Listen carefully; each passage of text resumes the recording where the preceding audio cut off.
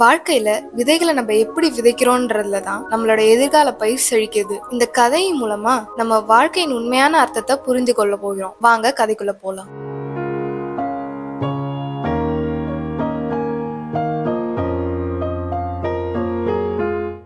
இரவு இனிதே மறைய பகலவன் பளிங்கு போல ஜொலிக்க ஆரம்பிச்சிட்டாரு. காலை நேரம், பள்ளிக்கூட வளாகம். பள்ளி மணி அடிச்ச உடனே பறவைகள் எல்லாம் பயத்துல பதறி பறக்க ஆரம்பிச்சிடுச்சு. ஒரு சிறிய கூட்டம் ஒரு ஆலமரத்து அடியில கூடியது. அது சின்ன சின்ன மாணவ பிள்ளைகளா இருந்தாங்க.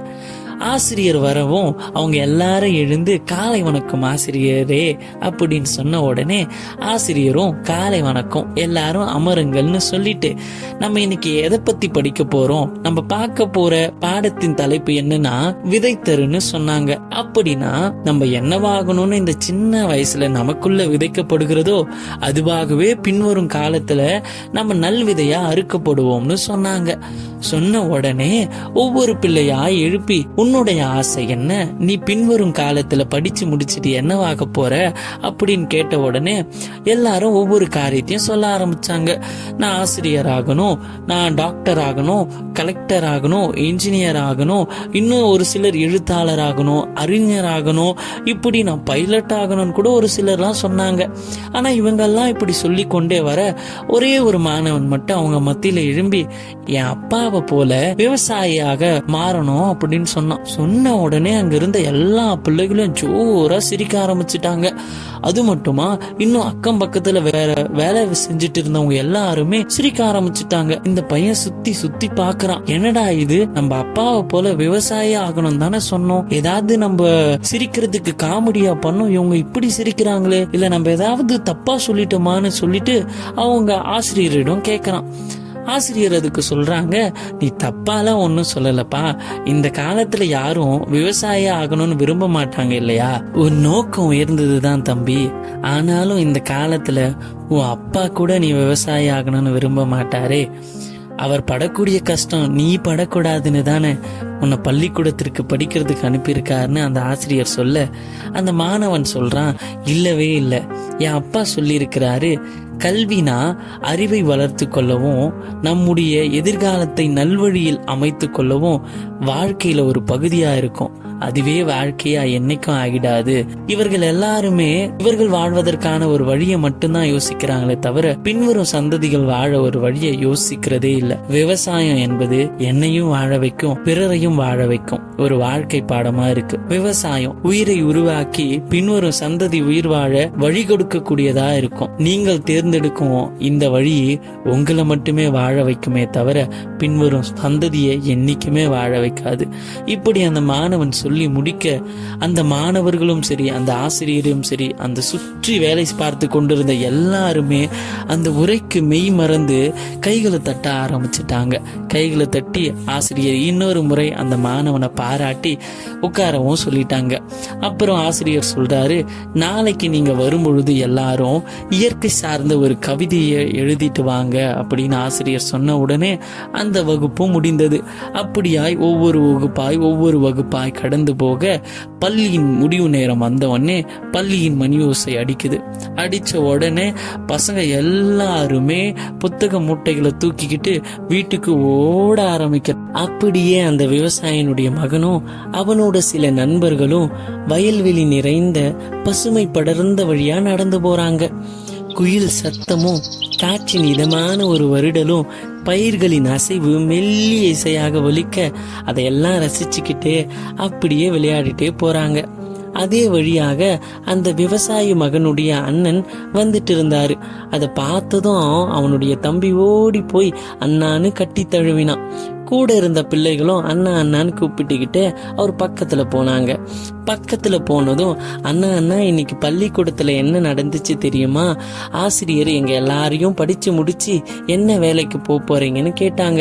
நாங்க எல்லாரும் சொன்னோம், நாங்க கலெக்டர் ஆக போறோம், டாக்டர் ஆக போறோம், இன்ஜினியர் ஆக போறோம், இன்னும் பைலட்டெல்லாம் ஆக போறோம்னு சொன்னா.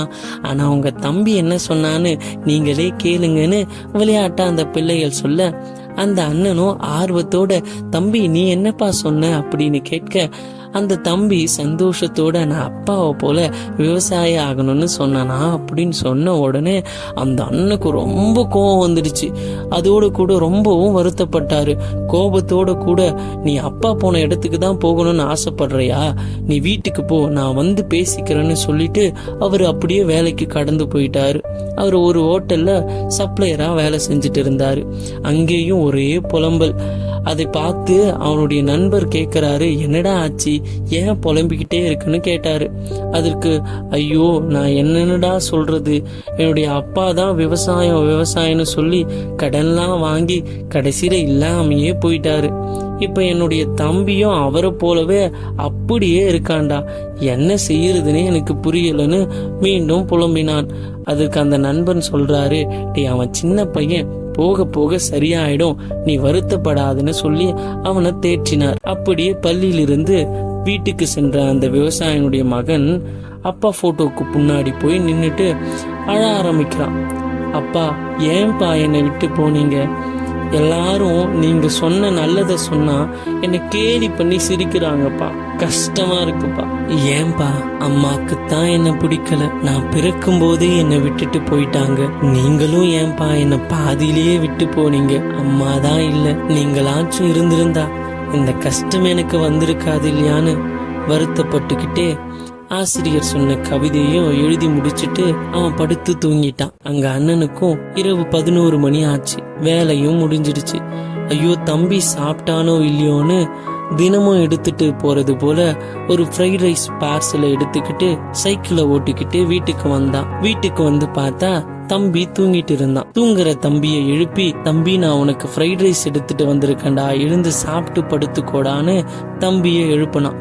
தம்பி கோபமா எழுந்து, அண்ணா நான் இதெல்லாம் சாப்பிட மாட்டேன்னு உங்களுக்கு தெரியும் இல்ல, ஏன் தினமும் எடுத்துட்டு வந்து இதை சாப்பிட சொல்றீங்க, நான் வீட்டுல இருந்த கஞ்சியே சாப்பிட்டுட்டேன் நானு தம்பி கோபமா சொல்ல, அண்ணன் பாசத்தோட, தம்பி அண்ணன் பாசமா எடுத்துட்டு வந்திருக்கேன் இல்லையா, கொஞ்சமா சாப்பிட்டு படுத்துக்கடா, ஒன்னும் ஆகாதுன்னு சொல்ல தம்பியும் மறுக்க முடியாம கொஞ்சமா சாப்பிட்டுட்டு மீண்டும் தூங்கிட்டான். காலை 7 மணி ஆச்சு. அண்ணன் எழுந்து எல்லா வேலையும் முடிச்சிட்டு, தம்பி ஏன் இன்னும் எந்திரிக்கல, டைம் ஆச்சு அப்படின்னு தம்பின்னு கூப்பிட்டாரு. அவன் எந்த பதிலும் கொடுக்காம தூங்கிட்டே இருந்தான். கிட்ட போயிட்டு தம்பின்னு இழுப்பு அவர் முயற்சி செஞ்சார். அவன் எந்திரிக்கவே இல்லை. அப்படியே அவனை திருப்பி பார்த்தா அவனுடைய வாயில நுரை தள்ளியவாறு அவன் மயங்கிய நிலையில இருந்தான்.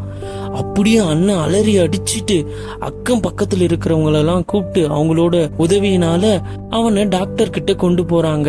டாக்டர் எல்லாரும் அவனை பரிசோதித்து பார்த்து அவனுக்கு சிகிச்சை எல்லாம் கொடுக்கறாங்க. ஆனா எந்த பயனும் அந்த சிகிச்சையில இல்ல. அவன் ஏற்கனவே இறந்து போயிட்டு இருந்தான். அந்த அண்ணன் கிட்ட வந்து அந்த டாக்டர் சொல்றாரு, உங்க தம்பி எப்பவோ இறந்து போயிட்டாரு, உங்க தம்பி நைட் சாப்பிட்ட உணவே அவருக்கு விஷமா மாறிடுச்சுன்னு சொல்ல அந்த அண்ணன் கத்தி கதறி கூக்குரல் விட்டு அழத்தவங்கிறான். ஐயோ என் தம்பிய நானே துரித உணவு ஃப்ரைட் ரைஸ் கொடுத்து கொன்றுட்டேனே, ஐயோ வேணான்னு சொல்ல நான் தானே சாப்பிடுன்னு வற்புறுத்தினேன்னு அவன் குற்றப்பட்டு பயங்கரமா கத்தி கதறி ஆள்றான். இப்படியே நேரங்கள் கடந்து போச்சு. எல்லா சம்பிரதாயங்களும் முடிக்கப்பட்டது. அழுதபடியே அண்ணன் வீட்டுக்கு திரும்புறாரு. எதர்ச்சியா அவனுடைய தம்பி எழுதி வச்சிருந்த அந்த கவிதையை எடுத்து படிக்க ஆரம்பிக்கிறாரு.